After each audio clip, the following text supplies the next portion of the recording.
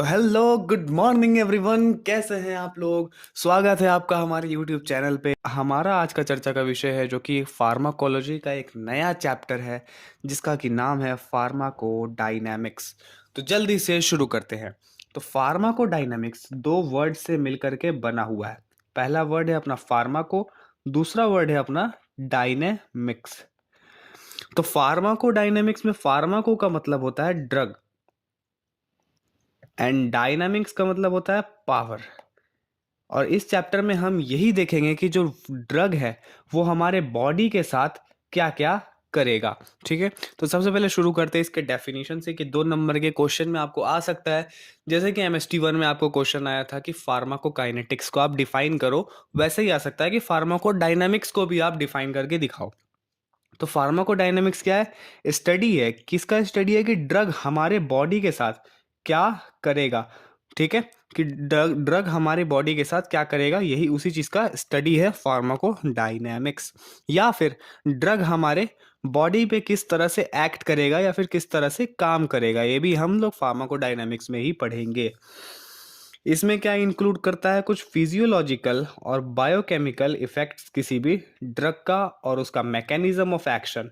Mechanism of action में क्या होता है कि वो ड्रग हमारे बॉडी में किन किन मैकेनिज्म से एक्ट करता है, किस तरह से वो आयनाइज, जैसा आपने फार्माकोकाइनेटिक्स में पढ़ा था, आयोनाइज्ड फॉर्म से अनआयनाइज्ड फॉर्म में चेंज हो रहा है, अनआयनाइज्ड फॉर्म से रेडी होता है अब्जॉर्प्शन के लिए ड्रग के, है ना। उसी तरह से यहाँ पर भी फार्माकोडायनामिक्स में भी कुछ मैकेनिज्म्स पढ़ेंगे।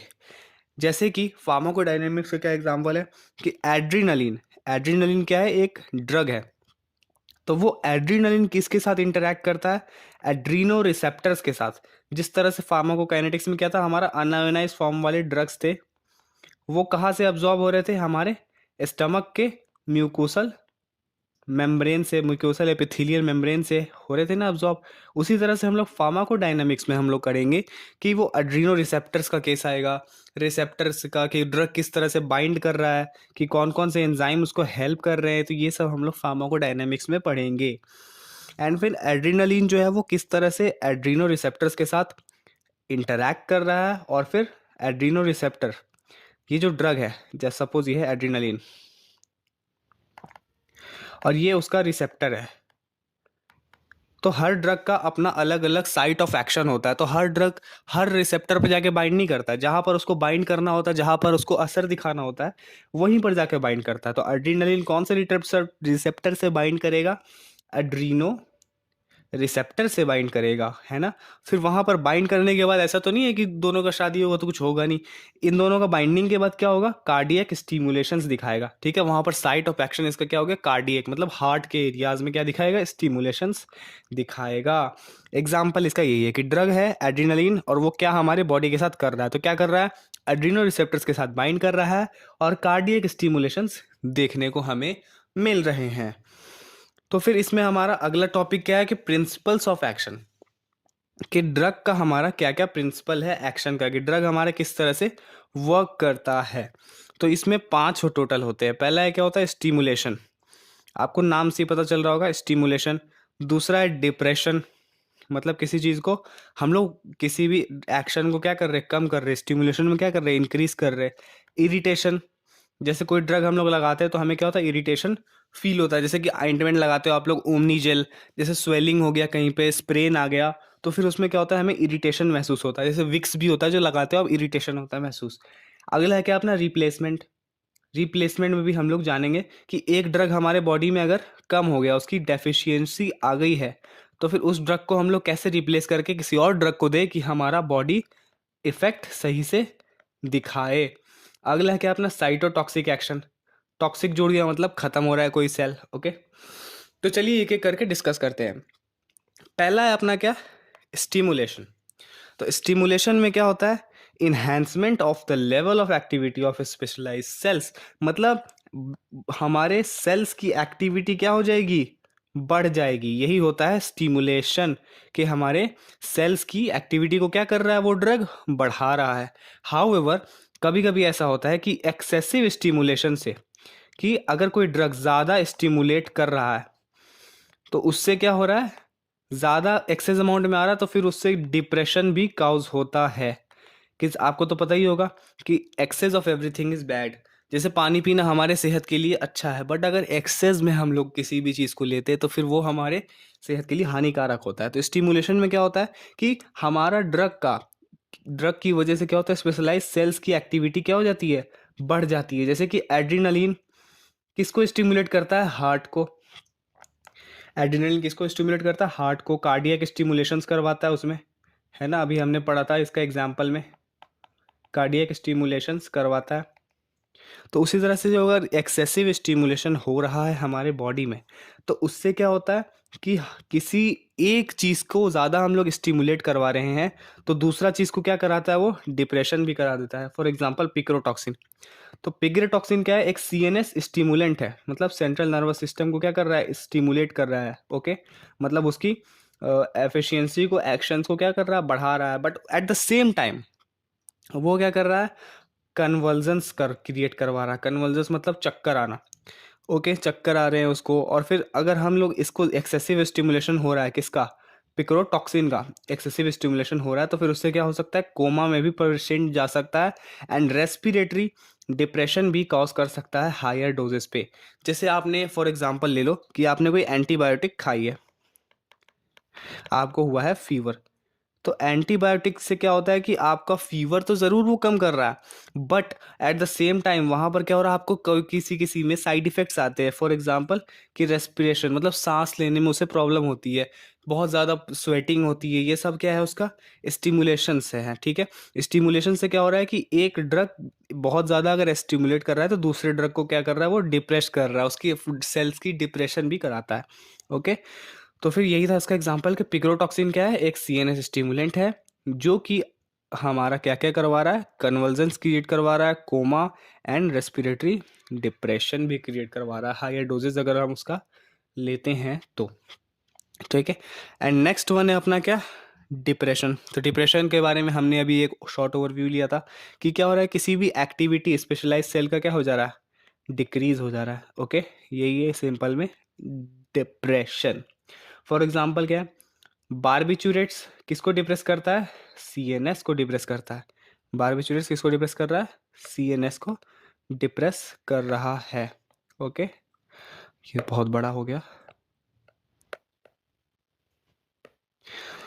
ओके, अगला अगला क्या है अपना, क्विनिडीन किसको डिप्रेस कर रहा है, हार्ट को डिप्रेस कर रहा है। एंड अगला क्या है हमारा, कुछ ड्रग स्टिमुलेट करते हैं एक तरह के सेल को, लेकिन डिप्रेस करते हैं दूसरे को। For example acetyl choline. ठीक है, कि जैसे कि हमारा क्या है कि एसिटाइल कोलिन डिप्रेशन में हम लोग पढ़ रहे हैं कि एसिटाइल कोलिन एक तरह के सेल को क्या कर रहा है, एक्टिविटी को बढ़ा रहा है। जैसे स्मूथ इंटेस्टाइनल स्मूथ मसल को क्या कर रहा है, स्टिमुलेट कर रहा है। And at the same time वो क्या कर रहा है, डिप्रेस कर रहा है किसको, sinoatrial node in heart. Okay, sinoatrial node जो प्रेजेंट होता है हमारे हार्ट में, उसको डिप्रेस कर रहा है, उसकी एक्टिविटी को क्या कर रहा है, घटा रहा है। ठीक है, तो यही था हमारा डिप्रेशन का एक्सेप्शन, जिस तरह से हमने स्टिमुलेशन में एक्सेप्शन पढ़ा था पिक्रोटॉक्सिन का। ओके, ये हो गया अपना डिप्रेशन। एंड नेक्स्ट है क्या अपना, इरिटेशन। तो इरिटेशन से आप क्या समझते हैं कि non selective and noxious effect भी शो होता है। कि जैसे किसी भी ड्रग को हम लोग लगाते हैं, फॉर एग्जांपल ये है आपका मसल। ठीक है, यहाँ पर हो गया आपको स्प्रेन। ठीक है, मतलब समझ लो मोच आ गई या फिर सूजन हो गया, स्वेलिंग हो गया। ठीक है, तो आप फिर वहाँ पर क्या लगाते हो, आप लोग कोई ऑइंटमेंट लगाते हो, कोई ऑइंटमेंट लगाते हो या फिर कोई क्रीम के फॉर्म में लगाते हो, है ना। तो फिर वो क्या होता है कि हमारा लगाने से वहाँ पर कुछ इरिटेशन फील होता है। ठीक है, फॉर एग्जांपल बहुत ज़्यादा ठंडा लगता है या फिर जलन होती है ना। तो ये हो गया हमारा इरिटेशन कि वो अपना नॉन सेलेक्टिव इफेक्ट दिखाता है और कभी कभी नॉक्सियस इफेक्ट भी दिखाता है। नॉक्सियस इफेक्ट मतलब जो इफेक्ट उसको दिखाना नहीं चाहिए बट फिर भी वो दिखाता है। जैसे कि फॉर एग्जांपल वो वहाँ पर आपको बिल्कुल इरिटेशन कॉज कर रहा है। यही होता है हमारा इरिटेशन। ठीक है, कि एग्जांपल क्या, counter irritant action such as heat. तो यहाँ हम समझते हैं कि ये जो इरिटेंट है ये हमारे बॉडी में किस तरह से वर्क करता है, किस तरह से हेल्पफुल है। जैसे कि काउंटर इरिटेंट एक्शन, जैसे कि हीट दे रहे हैं या फिर कोई ऑइंटमेंट है लगा रहे हैं हम अपने मसल में, तो उससे क्या हो रहा है कि ब्लड फ्लो ऑर्गन्स में क्या हो जाता है, बढ़ जाता है। ठीक है, ब्लड फ्लो ऑर्गन्स में बढ़ जाएगा, तो ब्लड फ्लो बढ़ने से क्या होगा, हमारा ऑर्गन ठीक हो जाएगा। ठीक है, फॉर एग्जांपल यहाँ पे स्वेलिंग हो रही है, तो स्वेलिंग हो रही है तो फिर वहाँ पर क्या हो रहा है, अगर उसका ब्लड फ्लो को हम लोग क्या कर देंगे, बढ़ा देंगे उस एरिया का, तो ब्लड फ्लो बढ़ाने से वहाँ पर ब्लड फ्लो तेज हो गया, तो फिर ब्लड फ्लो बढ़ाने से क्या होता है, हमारा जो हमारा मसल है वो रिलैक्स हो जाता है, एंड वो क्या हो जाता है, ठीक हो जाता है। ओके, कि हमारा स्वेलिंग रिड्यूस हो जाती है। तो ये हुआ हमारा इरिटेशन। एंड अगर हम लोग वहाँ पर स्ट्रॉन्ग इरिटेंट्स दें, स्ट्रॉन्ग इरिटेंट मतलब वो जो बहुत ज़्यादा इरिटेशन कॉज करते हैं, उससे हम लोग को इन्फ्लामेशन भी हो सकता है एंड नेक्रोसिस भी कॉज हो सकता है। नेक्रोसिस मतलब क्या हो जाएगा, वहाँ पर का टिश्यू का डेथ हो जाएगा। ओके, तो ये हो गया अपना इरिटेशन। एंड नेक्स्ट वन है क्या अपना रिप्लेसमेंट। तो रिप्लेसमेंट में क्या होता है कि सपोज हमारे बॉडी में कोई हार्मोन या फिर कोई भी एलिमेंट का क्या हो गया है, डेफिशिएंसी हो गया, मतलब कम गया है हमारे बॉडी में, तो फिर उस केस में हम लोग क्या करते हैं, बाहर से किसी सब्सटेंस को उसकी जगह पर इंट्रोड्यूस करवाते हैं, है ना, ताकि हमारा उस सब्सटेंस की कमी हमारे बॉडी में मेंटेन हो जाए। तो ओके, तो ये हुआ हमारा रिप्लेसमेंट। फॉर एग्जांपल पार्किंसंस के केस में, पार्किंसंस डिजीज के केस में हमारे बॉडी में किस चीज़ की कमी होती है, डोपामीन की कमी हो जाती है, तो फिर उससे क्या होता है, पार्किंसंस डिजीज होती है। तो फिर उसके केस में हम लोग क्या करते हैं, लेवाडोपा जो कि किसका प्रोडक्ट है, डोपामीन का, उसको हम लोग इंट्रोड्यूस कराते हैं, जिससे कि डोपामीन की कमी हमारी बॉडी से मेंटेन हो जाए। ओके, अगला है क्या अपना इंसुलिन इन डायबिटीज मेलाइटस। जैसे कि डायबिटीज मेलाइटस के केस में हम लोग इंसुलिन को इंट्रोड्यूस करवाते हैं, इंसुलिन की कमी हो जाती है हमारे बॉडी में, है ना। एनीमिया के केस में, आयरन डेफिशिएंसी एनीमिया के केस में आयरन हम लोग देते हैं बाहर से एज अ ड्रग। ओके, अगला है क्या अपना साइटोटॉक्सिक एक्शन। तो इसमें क्या है हमारा selective cytotoxic action for invading parasites, या फिर जो हमारे बॉडी में, जो हमारे बॉडी में इन घुस गया है बाहर से, कौन, पैरासाइट घुस गया है या कैंसर सेल घुस गया है, ठीक है, हमारे बॉडी में। एंड फिर उससे क्या होता है कि हमारा जो पैरासाइट और कैंसर सेल जिन पे होस्ट किया हुआ है, सपोज ये हमारा होस्ट सेल है, ओके, एंड यहाँ पर एक कैंसर सेल आकर के उससे बाइंड कर गया। तो आपको पता है ये कैंसर सेल क्या होता है, उसमें आरएनए होता है, ठीक है, और फिर ये क्या करता है, होस्ट सेल को अपन बोलता है कि अपनी कॉपीज बनाओ, होस्ट सेल को ये अपने तरह से क्या करता है, यूज करता है, ओके, इसके पास से। तो फिर उसको क्या करता है कि साइटोटॉक्सिक एक्शन में हमारा जो पैरासाइट है या जो कैंसर सेल है उसको हम लोग निकालते हैं, ठीक है, without affecting the host cell, मतलब होस्ट सेल को बिना अफेक्ट किए हुए, मतलब हमारे बॉडी के जो ओरिजिनल सेल्स है उनको बिना अफेक्ट किए हुए हम लोग किसको हटाते हैं, पैरासाइट्स को, जो बाहर से घुस गए हैं हमारे बॉडी के अंदर, पैथोजेंस को, या फिर कैंसर सेल को हम लोग रिप्लेस करते हैं, हटा देते हैं। ओके, इसी को हम लोग, इसको साइटोटॉक्सिक एक्शन हम लोग कहाँ यूज करते हैं, कीमोथेरेपी में। ओके, कीमोथेरेपी में यही होता है, कैंसर सेल्स को हम लोग रिमूव करते हैं फ्रॉम हमारे बॉडी से without affecting the host cell. Okay, and फिर नेक्स्ट वन है क्या अपना, ये जो साइटोटॉक्सिक एक्शन है इसको हम लोग यूज़ करते हैं अपने बॉडी में क्यूर करने के लिए, या फिर पैलिएशंस ट्रीटमेंट के लिए। किस चीज़ के ट्रीटमेंट के लिए, इन्फेक्शन के ट्रीटमेंट के लिए और नियोप्लाज्म्स के ट्रीटमेंट के लिए हम लोग साइटोटॉक्सिक एक्शन को यूज़ करते हैं। फॉर एग्जांपल हमारा एक ड्रग है, नाम है उसका पेनिसिलिन, ठीक है। पेनिसिलिन एक क्या है, एंटीबायोटिक है ना। ये कहाँ से मिलता है आपको सबको याद होगा, पेनिसिलम नोटैटम एक ऑर्गेनिज्म है, इससे हम लोग पेनिसिलिन को निकालते हैं। तो फिर पेनिसिलिन क्या करता है, हमारे बॉडी में अगर पेनिसिलियम नोटैटम नाम के फंजाई से, या फिर कोई भी बैक्टीरिया होगा पेनिसिलियम नोटैटम कर का, वो अगर हमारे बॉडी में कुछ प्रॉब्लम क्रिएट कर रहा है, तो फिर ये जो पेनिसिलिन ड्रग है ये जाके एक्ट करेगा किस पे, इस पे, पेनिसिलियम नोटैटम पे, एंड फिर वो हमारे सेल को क्या कर देगा, ठीक कर देगा, इसको किल कर देगा। यही होता है हमारा साइटोटॉक्सिक एक्शन। वैसे ही अगला क्या है, क्लोरोक्वीन। क्लोरोक्वीन क्या होता है, क्लोरोक्वीन एक एंटी मलेरियल ड्रग है, ठीक है, क्लोरोक्वीन एक क्या है, एंटी मलेरियल ड्रग है। ज़िडोवुडीन ये आपको HIV के केस में यूज़ होता है, ठीक है, रेट्रोवायरल ड्रग है ना। यही सब हमारे एग्जाम्पल है साइटोटॉक्सिक एक्शन का।